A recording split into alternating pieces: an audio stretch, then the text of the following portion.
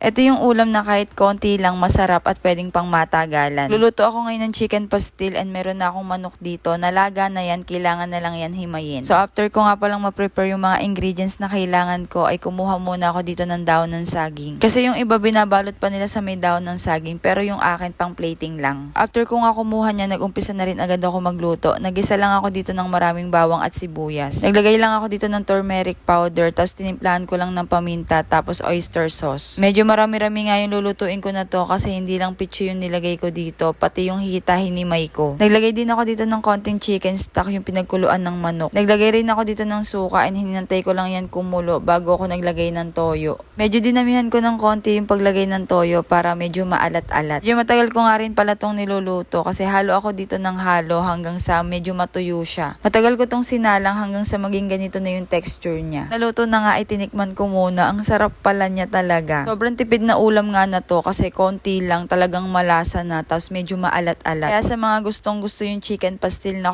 gets ko kayo.